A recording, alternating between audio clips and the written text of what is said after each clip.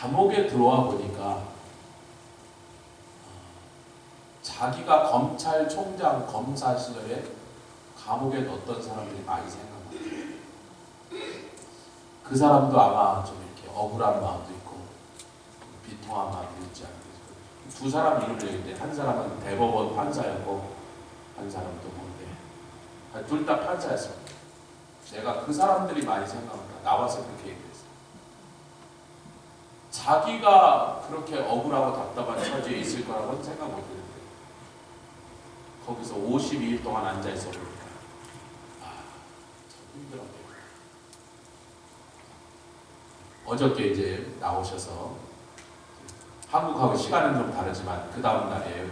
주일날 그 한남동 그 대통령 관제를 예수 믿는 사람들이 아마 주일날에 예배를 드렸나 봐요. 직원들이 거기에 동참해서 같이 예배를 드렸습니다. 개인적으로 참 50일 동안 말할 수 없는 수모와 고초를 겪고 저 나쁜 놈들은 대통령 자들 말고 윤석열, 내란 수계위 이런 무례한 여러분 탄핵이 결정되기 전까지 대통령이기 때문에 반드시 대통령이라고 붙여야 됩니다. 김건희 여사 이렇게 붙여야 됩니다. 전 김건희 여사 누군지도 몰라요. 뭐 얼굴도 기억 안 나고 제가 뭐 그러나 그걸 우리나라 국격을 우리가 떨어뜨리지 않게 해요. 제가 뭐 김대중 부인 보고 좋은 감정이 하나도 없어요. 노무현 부인 보고 한마디도 높여줄 마음이 없지만 그분들의 이름을 부르면 안 되는 거예요. 대통령, 영부인 이렇게 불러요. 저 나쁜 놈들이 막 완전히 짓밟으면서 모욕하면서 그랬는데 그러나 그 슬픔을 당한 그 얼마나 비참했겠어요. 얼마나 비통했겠어요. 그 비참한 일을 통하여 이분이 성경을 읽게 되고 다른 사람의 고통과 슬픔에 대해서 심퍼다이즈 동감하는 마음을 자기가 배우게 돼요. 그래서 그분이 나와서 제일 먼저 구치소에서도 참 배울 게 많은지라. 우리는 인생에 이렇게 쓰고 쓰라리고 고통스럽게 찾아오면 막 울다가요. 이게 그래요. 처음에는 서러워서 우는데요. 나중에는 우는 게 심해져서 자기도 모르게 계속 우는데 멈출 줄을 몰라 어떻게 해요. 서러운 마음에 복받치니까 계속 울어. 그러나 하나님께서 우리에게 그렇게 슬프고 힘든 시간을 주시는 것은 전도서에 뭐라 그랬어요? 내가 형통한 날과 곤고한 날을 교대로 주는 것은 생각하라. 교훈을 배우라. 덕분에 윤 대통령이 이것을 통해 예수 믿고 구원받아 하나님의 자녀까지만 된다면 그분은 복이 터진 거죠. 그까지 뭐 탄핵 뭐 그게 문제일 영생이 문제지. 그리고 대한민국 훨씬 더 건강하고 훨씬 더 힘차고 복된 나라로 지금 탈바꿈해 가고 있습니다. 그분이 50일 동안 그 견딘 고초는 참 너무 그 제가 윤석열 대통령 나와갖고는 국민들 보려고 차 밖으로 내려서 막 경호팀이 말리는데도 아니라고 가서 꾸벅꾸벅 인사하는데 아마 그 자리에 있던 사람도 그렇지만 저도 눈물이 막 나오더라고요. 제 되게 안 우는 인간인데요. 제 눈물이 잘 안 나오는 사람인데 예수 믿고 한 가지 부작용은 자꾸 눈물이 많아져갖고 예수 믿기 전에 저 독한 놈 어떻게 저렇게 안 우냐는 소리를 날마다 들었는데 예수를 믿고 났더니 눈물샘이 이렇게 고장이 나버렸어요. 꼭지가 고장이 나버렸어요. 시도 때도 없이 눈물이 나오는데 참 답답해 죽었어요. 근데 나 요새 나이가 드니까 여성 호르몬까지 더 많이 나오더라고. 슬픈 영화나 드라마를 이제 못 보겠어 이제. 집사람은 옛날에 안 그러더니 독해져갖고 이제 안 울어. 슬픈 드라마 보면서 제가 막 몰래 훔치고. 눈물은 마음의 창을 닦는다. 가끔 윈도우를 좀 닦아줘야 돼요. 눈물밖에 닦아줘야 돼요. 영어에는 have a good cry 이런 말이 있어요. good cry가 있대요. 박노현 형제 good cry가 있대요.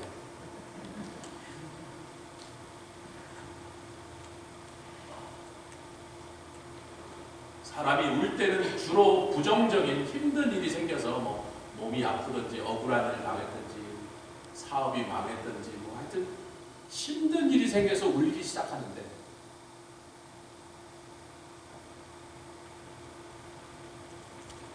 한번 물어보세요. 짧게 한 10분 울고 끝내요. 그냥 맨날 며칠 자꾸 앉아가고 또 신발 아이고 하지 말고 가긴 어디 간단 말이에요. 한 10분 꽉 울으라고. Have a good cry. 그냥 엉엉 울어요. 괜찮아. 교회에서 울면 제일 좋아요. 꾹 참아서 여기까지 와갖고 여기서 그냥 와 하고 울면 돼요. 예수님이 애통하는 자라는데 이게 슬프다 그런 뜻이 아니고요. 같이 해서 펜테오. 이 말은요. 영어로 번역하면 웨일링입니다. W-A-I. 웨일이 뭐예요? 우리가 북한 사람들 통곡 기도에 대한 되게 웨일링 프레어예요. 웨일이라는 말은요. 조금 슬프고 눈물 조금 나면 그런 걸 웨일링이라고 부르지 않습니다. 심장이 터질 것처럼 너무나 복받쳐오는 그 슬픔에 가슴이 찢어지도록 울고 있는 상태를 통곡, 웨일링이라고. 그 통자는 아프다는 뜻이에요, 여러분. 가슴이 아프다, 얼마나 울었는지. 그러니까 조금 억울한 게 아니에요. 그러면 복 있다가 아니에요. 조금 억울한 일은 날마다 겪는 일이야. 세상 살면서요. 항상 억울한 일 많이 겪어요. 어떻게 해요? 이렇게 하면 돼요. 자, 오른손 왼쪽 어깨 조금 억울한 겁니다. 비듬 떨듯이. 오늘도 다니다 보니까 세상에 별 잡스러운 먼지가 자꾸 나한테 떨어지는데 저녁에 가서 그냥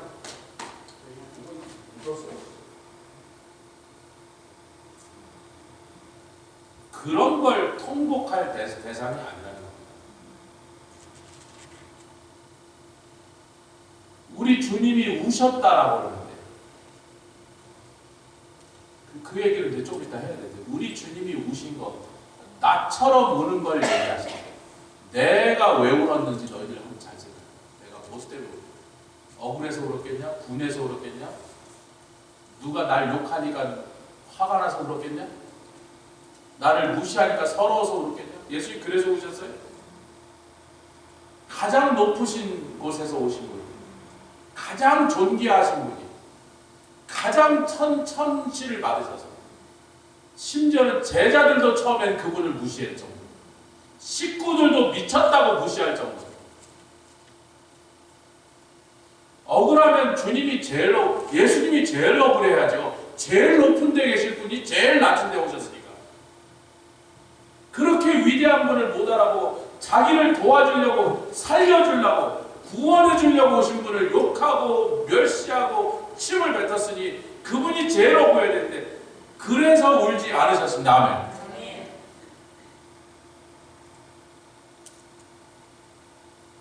그러니까 애통하는 게 뭔지를 알려면 예수님이 언제 울으셨나 그걸 찾아보면 돼요.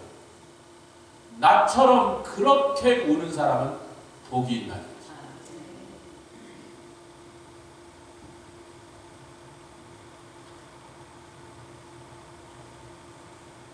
무슨 복이냐 보니까 위로를 받을 거예요. 단어가 좀 깁니다. 파라칼레오인데 이 파라칼레오가 파라클레이토스 즉 보혜사 성령인가 거의 같은 뜻이에요. 파라클레이토스는 내 곁으로 부르는 분 그런 뜻이고요. 파라칼레오는 내 곁으로 부르는 동작, 행위를 말합니다.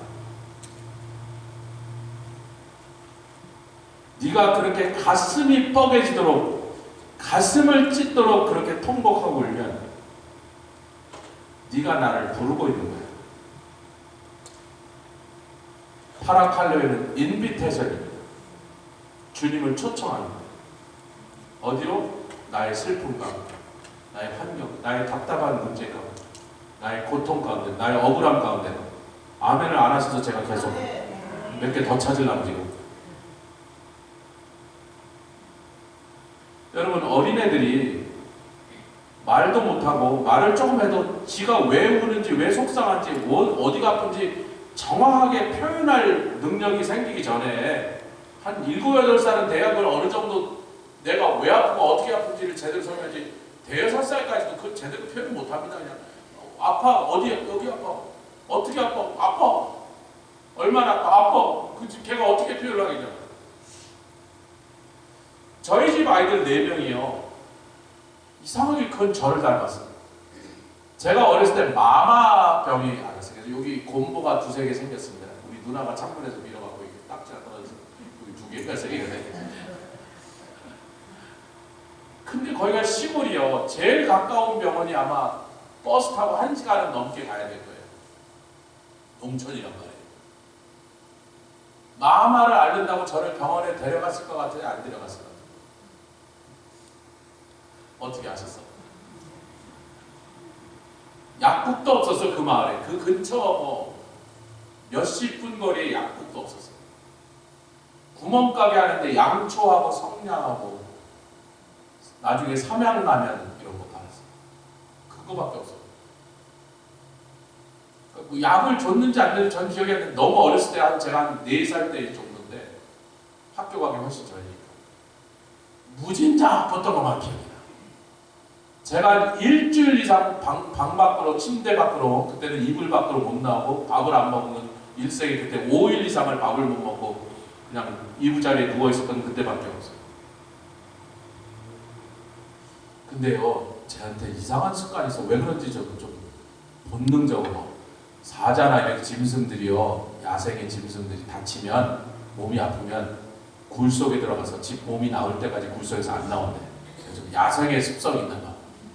전 몸 아프면 제 방에 들어가서 불 딱 꺼놓고요, 누워갖고요, 며칠이고 밥 안 먹습니다. 저 아프면 밥 안 먹어요.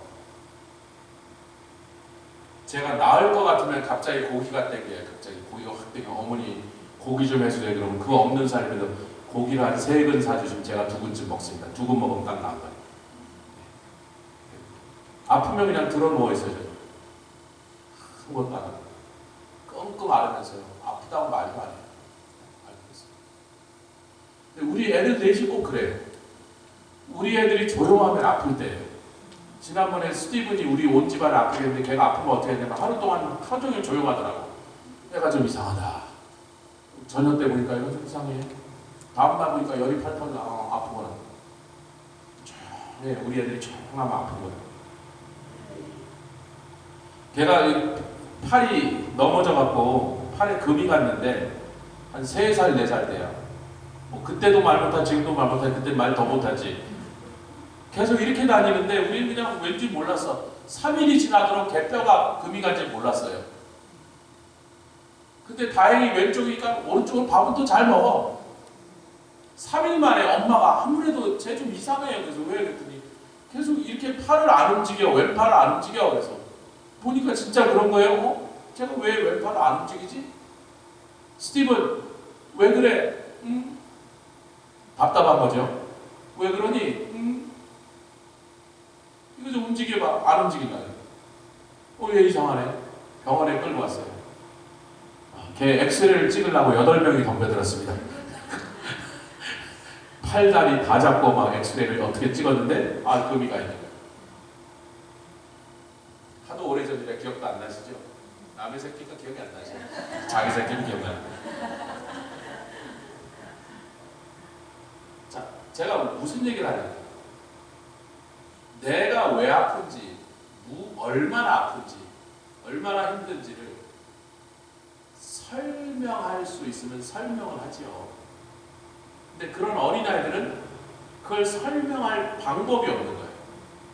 그러면 걔네들한테 남은 유일한 길은 뭐예요? 우는 거예요. 그래서 이거 영어로 distress call이라 같이 해요. distress call. 내가 어디가 괴롭다는 거야. 왜 괴로운지 얼마나, 그건 말도리가 없어. 지도 말을 못해. 괴로워. 우리 초롱이가요, 걔도 말 못하는 게 마찬가지네. 꼬리 있는 거 빼놓고. 우리 초롱이가 이 비글이 이렇게 귀를 이렇게, 귀가 이렇게 내려와서 귀를 덮으니까 중이염이 잘 걸렸어요. 한 일생에 한 7, 8번 중이염을 앓았어요. 차 뛰어다니던 놈이 어느 날부터 좀 시들시들 하더니 그러면 걔를 맨날 데리고 하루에 3번씩 워크를 하는 개 초롱이 주인은 우리 찬영이거든. 찬영이가 좀 그걸 캐치를 해야 되는데 하루 3번을 데리고 나서 1시간씩 워크를 한 놈이 몰라.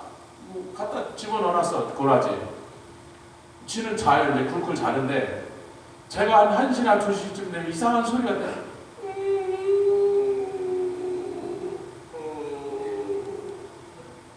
아니 이게 누구지? 그래 애들 방에 나가보면 아무도 안 해. 우리 애들은 아프면 소리 안 낸다니까요.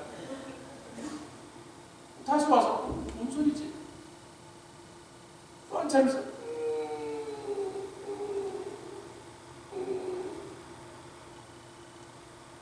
야 찬영아 가서 초롱이 봐라. 아 왜 그러세요? 그러세요. 가서 빨리 초롱이 봐. 내가 막 울어요. 다음날 병원에 가면 나중에 자동으로 알았어. 그러면 벌써 항상 이 중이 형이 귀가 이거 막아갖고 초롱이가 할 수 있는 유일한 일은 뭐밖에 없어요? 우는 거밖에 없어요. 사랑하는 성도들, 우리가 하나님 앞에 고통을 당할 때 그 고통의 원인을 모를 때가 많아요. 내가 왜 이 고통을 당한지 몰라. 언제 이 고통이 떠날지도 몰라. 언제까지 내가 이렇게 울어야 되는지 모른단 말이에요. 사람도 몰라. 나도 몰라.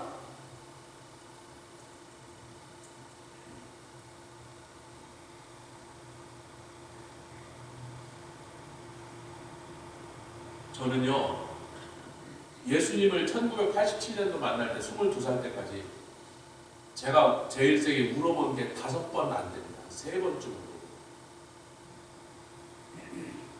5번은 안 울었어요. 독했습니다. 안 울었어요.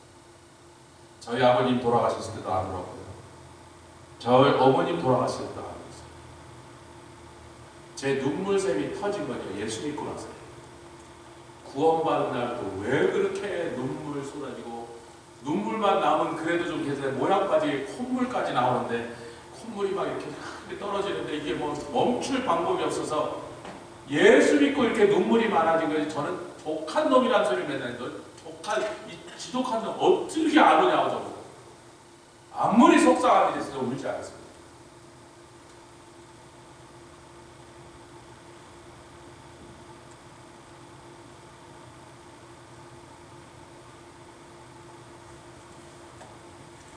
세상에는 2가지 종류의 울음이 있는데요. 자기의 억울함, 자기 개인의 삶 가운데서 힘든 일 때문에 우는 울음이 있습니다. 그거는 오늘 마태복음 5장 4절에 예수님이 하신 것과 해당 사항입니다. 고통의 문제에 대해서 이렇게 정리해드리겠습니다. 잘 한번 들어보세요. 고통의 문제를 해결하기 위해 평생을 바치지 마라. 아멘 하셔도 좋은데 다시 한번 말씀. 고통에 내가 왜 이렇게 힘든 일을 당하고 왜 이렇게 억울하고 분한 일을 당했는지 왜 이렇게 병 걸려서 내 몸은 늘 병치해야 하는지 그 고통의 문제를 해결하겠다고 평생을 낭비하지 마세요. 제가 고통의 문제가 왜 들어왔는지 개개인의 것은 말해줄 수가 없는데 온 인류적으로 세계적으로 고통이 왜 들어왔는지 쉽게 말해서 뭐 때문이죠? 죄 때문이에요. 내 죄일 수도 있고 남의 죄일 수도 있고 아담의 죄일 수도 있고 아브라함의 죄일 수도 있고 그건 몰라.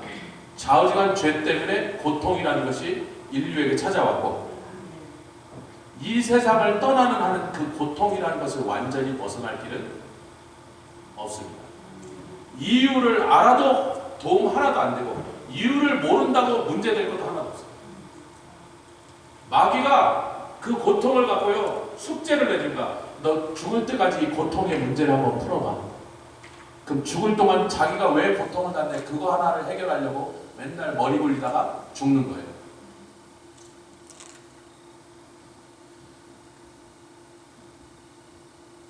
(10분) 양보해서 혹시 내가 왜 고통당했는지를 알게 되고 내가 고통 안다는 그 문제 해결을 했다 치더라도 그 사람이 할 수 있는 최고의 것은요 자기 고통 하나만 이해하고 끝나는 거지 다른 사람의 고통을 위해서는 아무것도 도와주지 못하는 존재로 이 세상을 끝내버려요.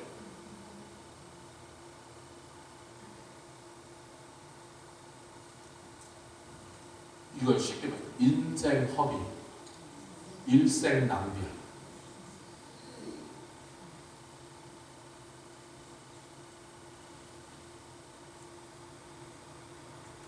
우리에게 주어지신 시간과 기회를 가지고 나는 왜 이렇게 힘든 삶을 살아? 나는 왜 이렇게 가난하게 살아? 나는 왜 이렇게 병이 많아? 나는 왜 이렇게 가정이 화목하지 못하나? 왜 나는 일찍 부모님을 하냐? 이런 걸 허비하고 사는 것이요. 일생을 가장 쓸데없는 일에 시간을 낭비해요. 여러분 제가 왜 이렇게 말하냐면요. 도미니카는 제가 몰라요. 지난번에 가서도 시작하는 날부터 마지막까지 강의만 하고 주일날 가서 예배 드리고 온 것밖에 없어가지고 동네 구경을 하나도 못했습니다. 동네 어떻게 생겼는지 저 몰라요. 밤중에 내려서 막 들어갔다가 막 새벽에 나와서 공항으로 나와서 타고 이번에도 마찬가지예요. 이번엔 주일날 예배 드리러 갈 길도 없으니까 그냥 거기 먼데이 새벽에 도착해서 먼데이 모닝부터 가기 시작하고 금요일 밤까지 하고 토요일날 새벽 비행기 타고 나오니까 도미니카는 어떻게 생겼는지 저는 모르겠어요. 파라과이에 갔어요. 우리 애들하고. 얼마나 가난한지 제가 세상 다니면서 가난한 사람들 많이 봤는데 여기가 거의 넘버원이에요. 인도나 방글라데시라 이런 데는 거기 산업을 일으킨다고 공장에서 폐수가 나오는데 그 나라 정부는 뭘 하는 인간들인지 그 공장 폐수가 아무 규제 없이 그냥 강과 하천으로 누런 물, 퍼런 물, 막 빨간 물, 시커먼 물이 공장 폐수가 그냥 막 들어가는데 온 하천이 그 물로 덮여 있는데 케미칼이에요. 케미칼. 공장에서는 폐 케미칼인데 여러분 대도시를 다닌 사람 그 꼴을 못 봐서 저는 시골로 다녀서 그래요. 그 동네 사람들이 먹는 우물이나 이런 게 다 그 근처에 사니까 이게 땅속으로 스며들어갖고 30살 이상 살 방법이 없어요. 그 물을 마시고 살면 30살 전에 죽는 게 너무 당연한 거예요. 온갖 병에 시달리다. 온갖 병에 시달리다. 원인도 몰라, 약도 없고 병명도 몰라, 치료제도 없어. 그냥 그 공해를 마셨기 때문에 죽는 거예요 지금. 평생을 고통 중에서. 툭하면 애들이 기형아들이 나오고. 여러분 그런 곳에 태어난 사람이 학교라도 다녔으면 고등학교에도 이거 저거 공장 폐수구나라도 아는데 대부분의 사람들이 초등학교 1, 2학년도 못 나왔어 제대로. 자기 이름만 겨우 쓸 줄 알 정도예요 여러분. 그러니까 저 시퍼런 물이 저 폐수가 자기 몸에 어떤 나쁜 짓을 하는지 전혀 알지 못해. 그리고 안들 그 물을 안 마실 방법이 없어. 그 물밖에 없는데 어떻게 해요? 제가 인도 갈 때 여러분 그냥 우리 선교사들이 만들어서 이만한 바켓스에다가 바켓스 하나만 자기네가 플라스틱 바켓을 갖고 오면 아이고 일본식으로 버켓에다가 제가 들고 간 포터블 필터를 2개를 지고 갔습니다. 제가 교회 하나 또 다른 교회 주면서 여기다가 우물물을 퍼서 부으면 필터로 이렇게 나오니까 앞으로는 이 물 마시라. 제가 미국부터 그걸 들고 갔습니다. 2개를 지고 간다고. 참혹해. 그들이 마시는 우물물을 들였지. 쥐인지 샌지 하여튼 짐승이 하나 떠 있어 거기에. 짐승의 시체가 떠 있는데 그 물을 마시는 거예요. 그런 데서 태어난 사람이 그렇게 살면서 내가 왜 이렇게 고통을 당하는가? 자기가 고통을 당하는 것도 몰라. 자기는 그게 정상인 줄 알고 살아요 여러분. 야 어떻게 저 짐승이 떠 있는 저 물을 마시냐 그러면 목사님 그러면 안 마시면 어떻게 해요? 저 물밖에 없는데.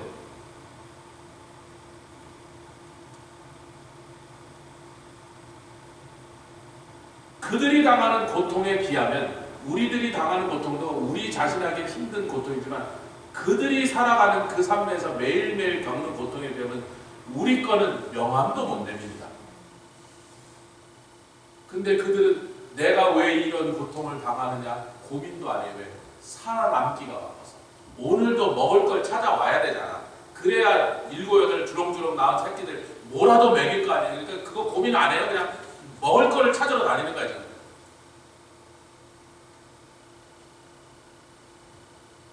고통의 원인을 찾으려고 하는 사람은 그래도 조금 살만한 사람이 하루 3끼를 먹는 사람이라고 생각합니다.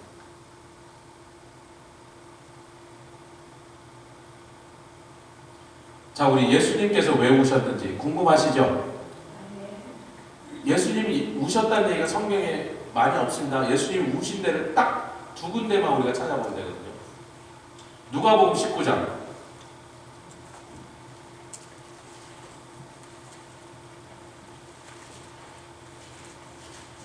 오늘 이 애통하는 자 했더니 막 성경 들으실 때 얼굴들이 벌써 애통하는 표정으로 굉장히 무거우세요. 그러지 마시고 이 말씀을 잘 이해하셔야 됩니다.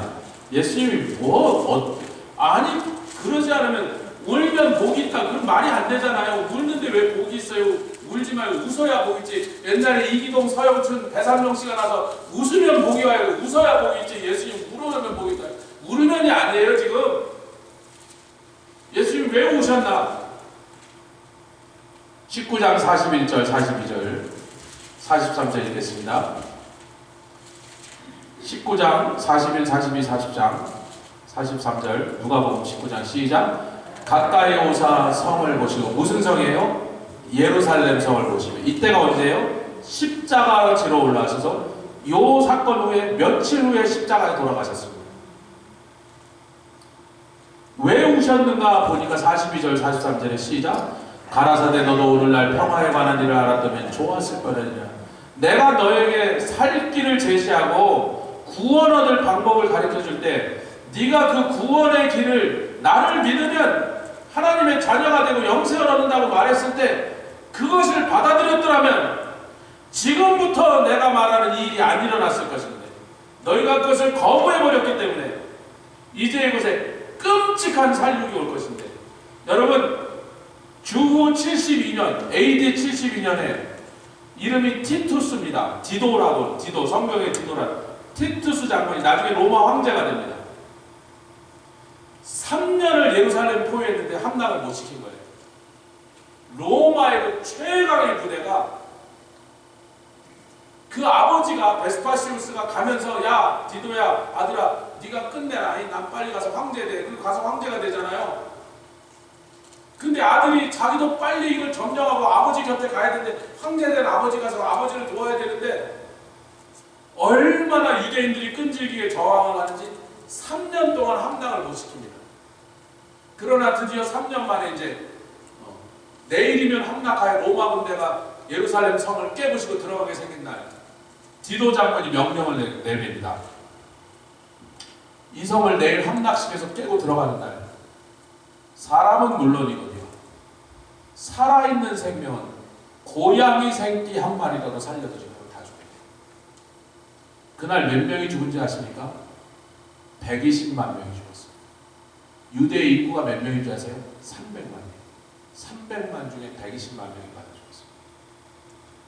미국 인구가 3억 조금 넘어요. 3억 3천, 3억 5천. 바이든 때문에 국경 놀래온 사람이 한 3천만 명, 5천만 명이 되니까 지금 4억 가까이 될 거예요. 근데 하여튼 공식적으로 3억 3천인가 그러니까 그날 죽은 사람이 미국의 그 비율로 따지면 3억 인구 중에 1억 이상이 죽은 거예요. 3분의 1이 죽었어요. 6.25 때요. 남북한 인구의 10%도 안 죽었습니다. 무진장 죽었지만요. 5%도 안 돼요. 근데 3분의 1이 죽었습니다. 지금 예수님이 그걸 보면서 말씀합니다. 그거를요, 예수님은 그날 일어나는 그 끔찍한 살육의 현장을 지금 영으로 보시면서 지금 얘기를 하셔요. 그리고 오셨어요. 내가 너희들에게 와서 마을마다 다니면서 병자를 고쳐주고 천국 복음을 들려주고 빵이 없으면 빵을 주고 불쌍히 여기서 너희들 위하여 축복하고 기도를 줬는데 그때 나를 믿었으면 이런 일이 안 올 텐데. 너도 오늘날 평화에 관한 일을 알았다면 좋을 뻔하였어. 지금 내 눈에 숨겨두다 날이 이를지라 내 원수들이 토성을. 그게 AD 72년 디도 장군이 예루살렘을 함락시킨 그 장면을 지금 얘기하고 있어요. 44절 시작. 또 너와 및 그 가운데 있는 네 자식들을 땅에 메어치며 네 자식들을 땅에 메어치며 성문 성벽 위에서 밑에 있는 돌바닥으로 떨어뜨려 버려서 죽였다니까요. 자식이 땅에 떨어져 터져 죽는 꼴을 봤다는 거예요. 누가복음 23장을 하겠습니다. 지금 며칠 전에 이렇게 예수님이 예루살렘 성을 보면서 그곳에서 일어날 끔찍한 살육, 자기 동족 유대인들이 얼마나 정말 파리 목숨보다도 더 쉽게 맞아 죽는 것을 보시면서 오셨는데, 예수님이 이제 십자가로 끌려가시면 막 채찍으로 맞고 가시 면류관 안에서 피 줄줄 흐르고 그냥 침 뱉음 당하고 하는 그 비참한 꼴을 보면서 예루살렘의 여인들이 울기 시작합니다. 23장 28절 누가복음입니다. 23장 28절 시작. 27절부터죠. 시작. 또 백성과 및 그를 위하여 가슴을 치며 슬피 우는 여자의 큰 무리가 따라온지라 예수께서 돌이켜 그들을 향하여 가라사대 예루살렘의 딸들아. 아까 뭘 보고 오셨다고요? 예루살렘 성을 보면서 오셨어요. 왜? 그곳에서 너희 자식들이 돌 위에 내터져서, 여러분 돌 위에 그 높은 성벽에서 떨어뜨리면 창자가 터집니다. 여러분.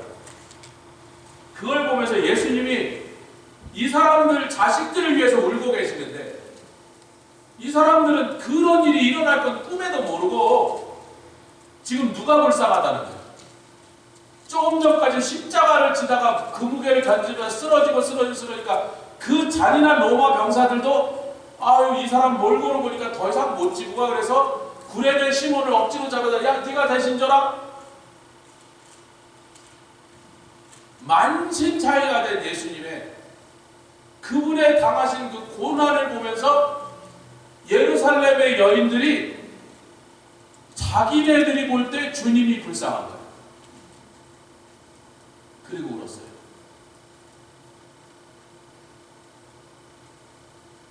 예수님 십자가에서 안 우셨습니다. 겟세마네에서 안 우셨습니다. 십자가 올라가는 길에서 비아 돌로로사라 그러죠. 예루살렘 뭐 마크를 했습니다. 이렇게 돌에다 이렇게 예수님 십자가 지다가 못 견디고 처음 쓰러진 거 넘버원 비아 돌로로사. 비아가 길이라는 뜻입니다. 두 번째 쓰러지고, 세 번째 쓰러지고, 네 번째 쓰러지고, 열몇 번 쓰러졌다고 표시가 되어 있습니다. 열몇 번 쓰러지니까 로마 군인들이 이러다가 오늘 안으로 처형 못 끝나겠으니까 야 비키라 그래. 됐어. 구레네 시몬을 대신 지고. 그쯤 되면 그 로마 군인들이 보기에도 예수님은 사람의 몰골이 아니에요.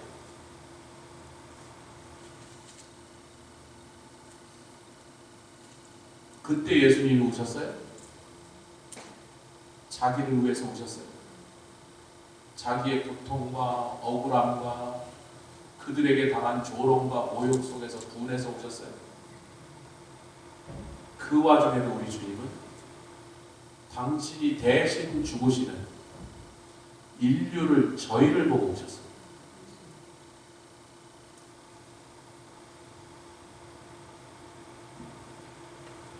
눈물의 효능이 뭐냐? 우리가 어떤 울음을 울을 때 좋은 일이 일어나냐면, 이제는 예수님은 이제 저 천국의 영광 중에 계십니다. 아멘. 천사들의 찬송과 예배를 받으시면서 천국의 보좌의 영광 중에 아버지 곁에 우편에 앉아 계시는데, 누가 감히 그분을.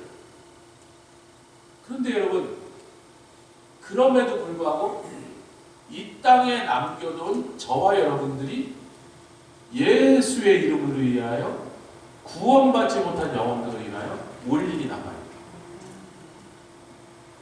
우리랑 상관없는 사람이에요. 그 사람 지옥 가도 나하고는 내 천국 가는이라는 전혀 상관없는데 예수님이 울었던 울음처럼 애통하는 자가 될 때는 그런 울음을, 그런 눈물을 흘리는 것이 애통하는 자. 마다가스카르에서 지난주 2명의 한국 선교사가 순교하셨습니다.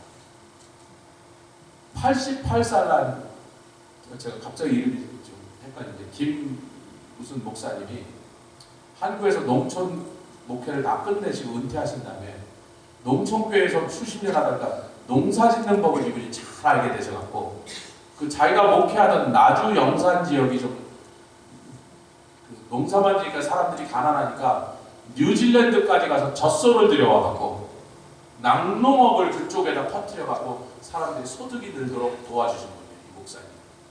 그리고 농업을 정말 농부처럼 잘하게 되시니까 은퇴하고 난 다음에 집에 앉았다. 야, 내가 뭐라도 주님 위해서 쓸모있는 일이 없까 해서 세계에서 제일 못 사는 나라 마다가스카르에 가서 5년 전에 가셨습니다. 가보니까 거기다 농사를 짓는 게 하나도 안 돼. 보니까 전국토가 다 모래 땅이에요. 모래에 뭐 심은데 나야지 말이죠. 그래갖고 모래 땅을 바꾸는 방법을 연구하면서 토양을 바꾸는 작업을 하고, 소 키우는 사람한테 소똥 받아오고 막 이렇게 진흙하고 섞어서 뿌리고, 그 토양에서 잘 자라는 기후가 또 다르고 그러니까, 그래서 지난 3년 동안 그걸 연구를 해서 드디어 이제 이분이 그걸 찾아냈어요. 이 나라에서는 바닐라를 키워야 되겠다. 바닐라를 캐서 5년 만점을 수확하면 굉장히 소득이 많겠다 해서 바닐라로 정하고 바닐라 나무들을 심어갖고 막 키우면서 그 동네 사는 농부들한테 바닐라 나무를 몇 개씩 나눠줘갖고 바닐라를 키우는 법을 가르쳐주면서, 그것도 다 키운 다음에 어떻게 가공하고 수출하는지 이거를 가르쳐주다가 이게 이제 진행되기 시작하니까 한국에서 농사를 잘 짓는 사위를 데리고 왔어요. 그 사위는 농사의 전문가라는 거예요. 박사라는 거예요. 그래서 야 사위야 나 좀 와서 도와라. 내가 나이가 88살이니 혼자 힘으로 좀 벅차다 그래서 사위가 1년 전에 와갖고 장인하고 사위가 그 일을 하고 있는데 떼강도 7명이 들어서 한국 돈으로 90만 원을 뺏으려고. 여러분 아유 진짜 100만 원도 아니야. 여러분 100만 원이 얼마인 줄 아십니까? 100만 원 얼마예요? 100만 원이요 한 800불, 750불, 700불 700불을 뺏으려고. 아니 돈 내놔라. 안 준다 그러면 죽일 수 있는데 먼저 죽이고 뺏어갔어요.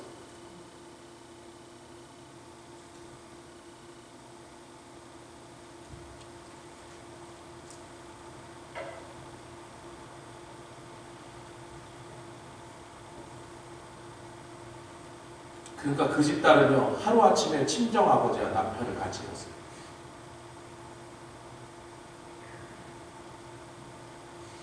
한 명도 없다.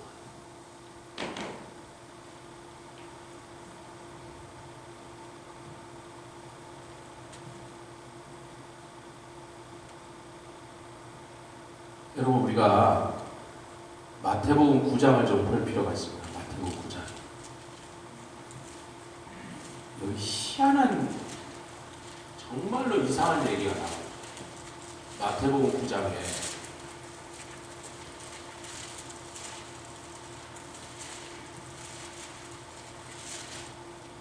36절 35절 36절 읽겠습니다. 마태복음 9장 35절과 36절. 자 35절 36절 시작. 예수께서 모든 성과 촌에 두루 다니사 저희 회당에서 가르치시며 천국 복음을 전파하시며 모든 병과 모든 약한 것을, 자 모든 병과 모든 약한 것을 다 고치셨더라. 잠깐만. 그런데 36절에 민망히 여기셨다. 아니 우리는 못 고쳐주니까 민망히 여기는 거예요. 저도요 병자를 위해서 기도하면 몰라 뭐 정확하게 퍼센테이지 따지면 하여튼 뭐 대충 예를 들자면 그냥 반은 낫고 반은 안 나. 그러니까 날 때는 할렐루야, 안 날 때는 아이고 속상해. 인간은 그래요. 제가 신유 사역하는 많은 목사님들한테 물어봤어요. 목사님 기도하시면 몇 프로 나아요?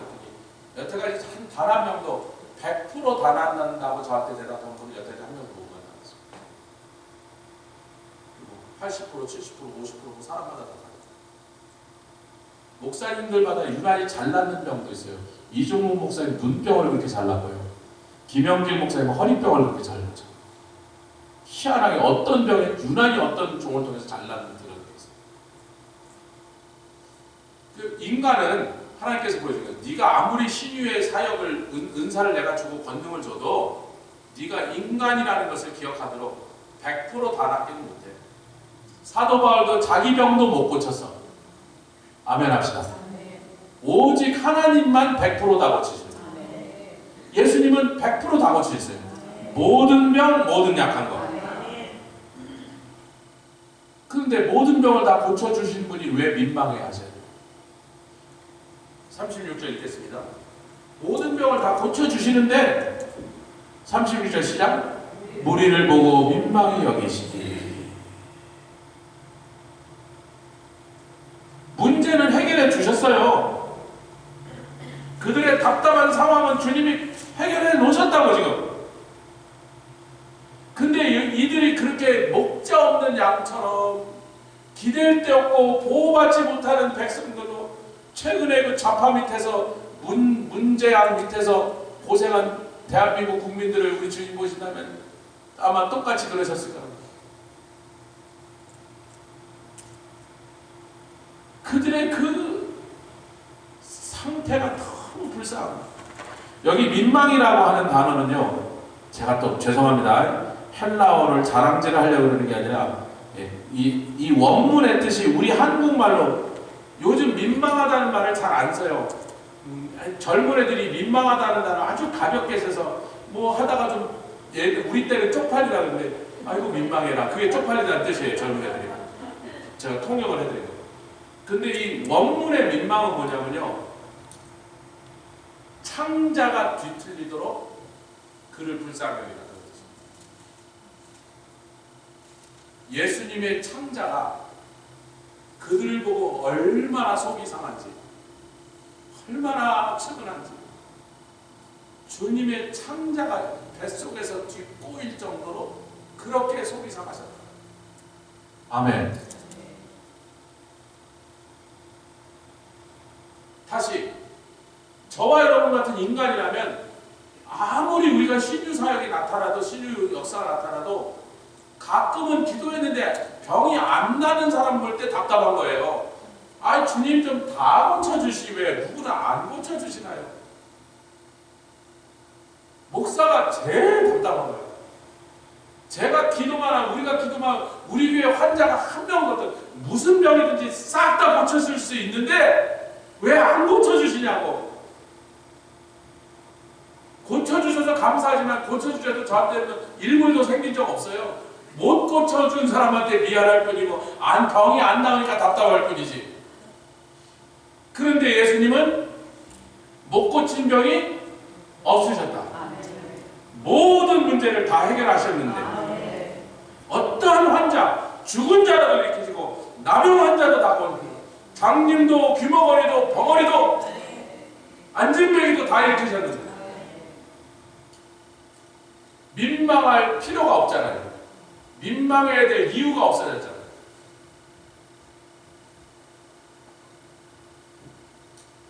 여기서 우리가 다른 사람을 보면서 긍휼히 여기며 그들의 슬픔과 눈물에 동참한다는 게 무엇입니까? 더더군다나 예수님처럼 다 해결도 못하는 우리는 뭐라도 해줘야 되겠어요. 로마서 15장에 기뻐하는 자와 함께 기뻐하며 우는 자와 함께 울어라. 근데 왜 옆 사람이 우는 걸 보면서 함께 울지 않느냐면, 야, 내 코가 석자야. 나도 억울한 일이 얼마나 많은데 네 억울한 일까지 내가 신경 쓸 수 있겠어. 그리고 안 울어주는 거야. 뭐 우느라고? 자기 속상한 것 때문에 우느라.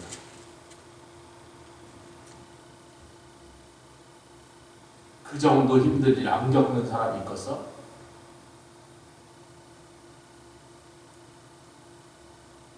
같이 하겠어요. Wounded healer. 주님 우리를 상처받은 치유자로 부르셨습니다. 내 마음에도 피가 흐르는데 그래도 옆 사람의 슬픔을 보면서 그의 흘리는 눈물을 보면서 같이 울어주는 사람으로 부르셨다. 예수님처럼 100%를 못 고쳐도 그렇게 울어주는 심령을 통해서 우리를 통해서 병자가 나아지고 있습니다. 환자가 치료되고 있습니다. 그러나 환자가 치료되고 말고는 차지하고 우리 모두가 할 수 있는 치료 은사 없어도 할 수 있는 일이고요. 제가 지나가는데 에스라가 막 울어. 왜 울어? 말라카이가 때렸어요. 주다가 들이받았어요. 그거 왜 나한테 얘기해? 니네 아빠한테 얘기해. 아빠가 없어요. 뭐 그런데 다시 얘기해봐. 뭐라고? 주다가 들이받고 형이 때리고 막. 그럼 제가 주다 이름 시킬로 와. 말라카 일로 와. 엎드려 뻗쳐 그래요? 아이고 그래 에스라야 그래 속상하겠다야. 나도 우리 형한테 그렇게 괴롭힘을 많이 당했어야 동생으로 태어나면 그런 거예요. 걔 그 속상한 마음을 제가 하소연을 들어만 주지. 제가 또 남의 집 형제 싸움에 나서가고 일로 와 토마스 패밀리 이름 시키 세 놈 다 일로 와 그런 거예요. 거기서 재판하고 막. 에스라가 원하는 것은요, 제가 걔네를 때려주는 게 아니에요. 재판하는 게 아니에요. 지 억울하고 분한 그 얘기를 하소연을 지 아빠가 없으니까 그래도 지가 딱 볼 때 이 교회에서 좀 힘세 보이는 사람이죠. 그러니까 목사님한테 찌르면 좀 뭔가 속이 좀 시원한 것 같단 말이야. 그래서 제가 그래 아이고 에스라 속상하겠네. 그것만 해줘도 지는 기분이 풀려서 저를 뛰어가는 거야.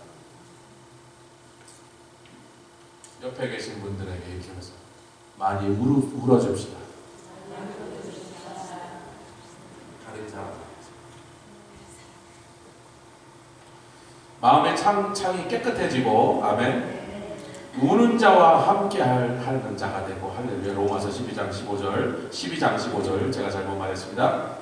세 번째는 예수님의 겸손. 이게 눈물의 효능이에요. 눈물에 무슨 베네핏이 있는가?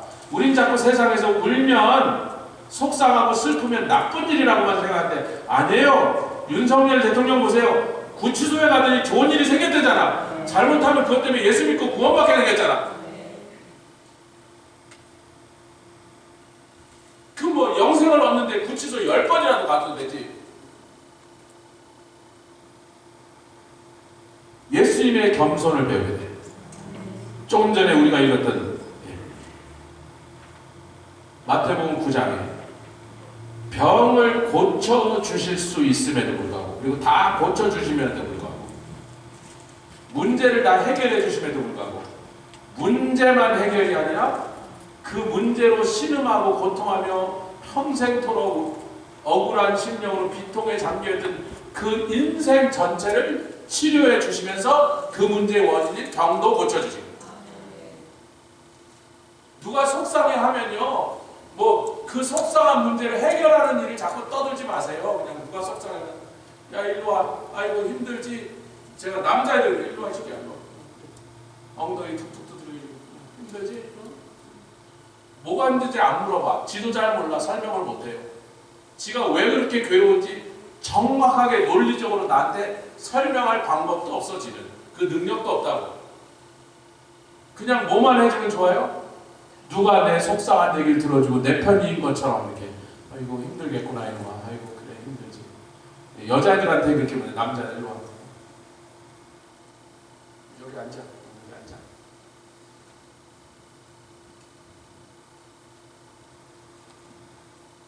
서로를 위로하시고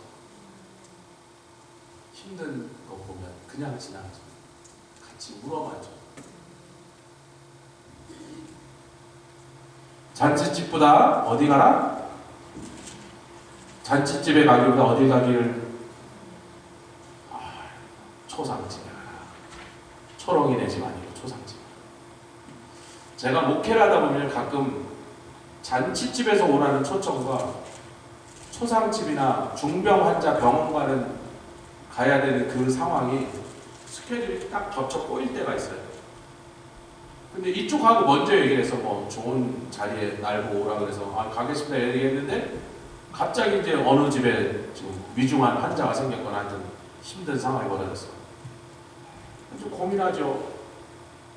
아니 뭐 저 상당한 집에 가서야 뭐 좋은 일 생긴 거 하나도 없지 막 무겁고 힘든 분위기 속에 가서 그런데 병원에 위중한 환자한테 병원 신방 갔다 오다니 목사는요 그냥 죽을 것처럼 힘들어. 거기 몇 시간 갔다 오면 집에 올 때쯤 그냥 아주 녹초가 돼갖고 마음도 힘들었다는 몸만 힘든 게 아니고 그 병원이 왜 이렇게 복도는 긴지 죄송합니다. 매일 출근하지.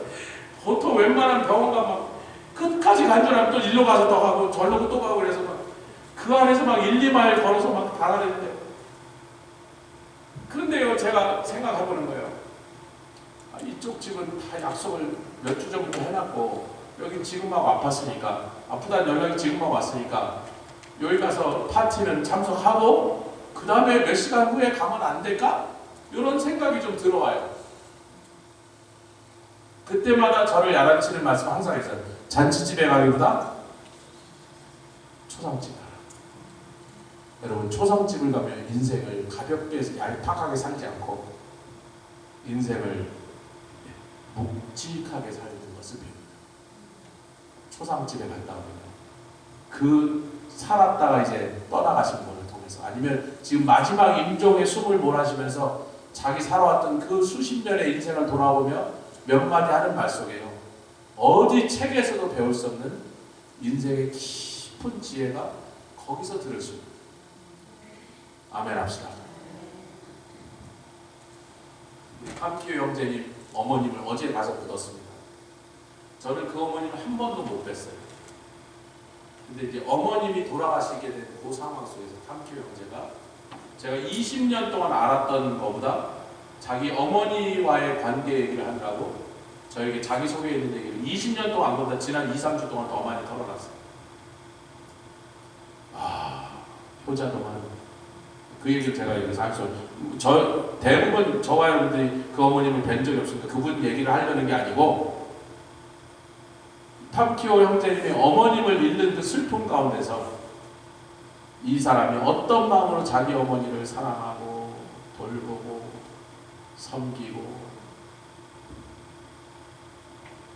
그 말 없는 양반 쓰다 말다 말을 안 하는 사람 자기 어머니의 일생을 얘기하느라고 자기 속에 있는 얘기를 하냐. 마지막은 요거 읽고 마칩니다. 요한계시록 6장. 제가 오늘 순두부를 끓이셨다는 소문을 들었는데 순두부 맞아요? 빨리 마실 수 있어서 너무죠. 공항으로 가야 되니까. 원래는 좀 넉넉하게 비행기표를 끊었는데